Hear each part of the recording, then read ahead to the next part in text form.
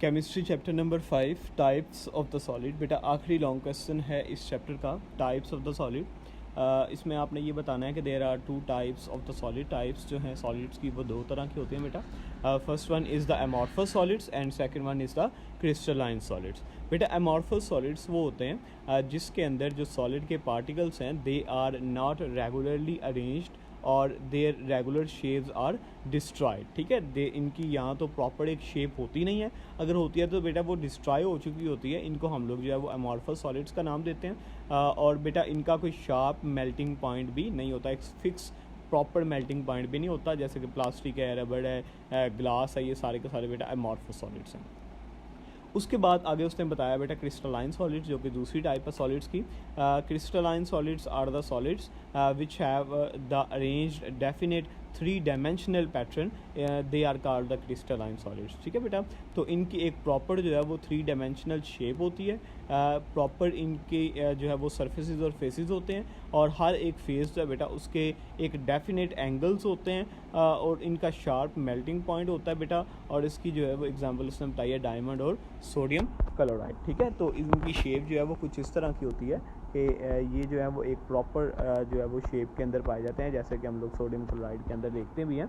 तो हर एक एंगल, एक फेस जो है वो प्रॉपर जो है उनके डायरेक्शंस भी होती हैं, और हर चीज़ जो है वो इनके अंदर प्रॉपर होती है, और शार्प मेल्टिंग पॉइंट भी होता है, जो कि सारा कुछ बेटा अमॉर्फस सॉलिड के अंदर नहीं पाया जाता।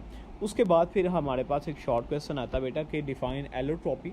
एलोट्रॉपी के बारे में आप क्या जानते हैं? तो बेटा allotropy is the existence of an element in more than one form in the same physical state is called allotropy. Allotropy जो है बेटा, अगर एक एलिमेंट जो है वो एक से ज़्यादा फॉर्म्स में पाया जाए तो उस फिज़िकल स्टेट को जो है वो हम लोग एलोट्रॉपी कहते हैं, और उन फॉर्म्स को जो एक ही एलिमेंट की एक प्रॉपर टेम्परेचर पे पाई जा रही हैं उस फॉर्म को जो है बेटा हम लोग एलोट्रॉप्स का नाम देते हैं। जैसे उसने बताया बेटा कि ऑक्सीजन जो है वो हम लोग जानते हैं O2 की फॉर्म में पाई जाती है, O3 की फॉर्म में पाई जाती है।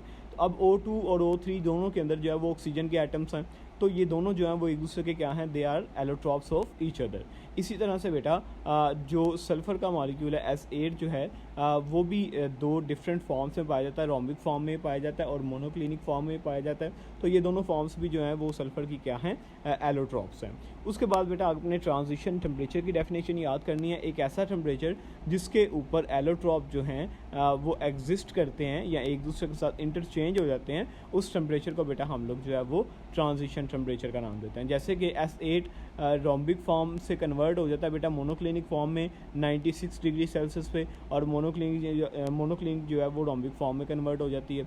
इसी तरह से टिन जो है P4 वो वाइट फॉर्म में पाया जाता है जी 250 डिग्री सेल्सियस पे, और रेड फॉर्म में पाया जाता है बेटा 250 डिग्री सेल्सियस पे। ठीक है, तो ये दोनों जो हैं वो एक दूसरे के एलोट्रॉप्स हैं। इसी तरह से बेटा SN जो है वो ग्रे क्यूबिक फॉर्म में 13.2 डिग्री सेल्सियस में पाया जाता है, और वाइट फॉर्म में टेट्रागोनल फॉर्म के अंदर भी ये 13.2 डिग्री सेल्सियस के ऊपर जो है वो पाया जाता है। ठीक है, तो लास्ट में उसने ये बताया बेटा कि white phosphorus is very reactive, poisonous and waxy solid. It exists as a tetra-atomic molecule, while the red phosphorus is less reactive, non-poisonous and a brittle powder. ठीक है, ये इनकी कुछ करैक्टरिस्टिक्स आप इन्होंने बताई हैं, तो ये भी आप लोग साथ में याद रखिएगा शॉर्ट क्वेश्चन के लिए।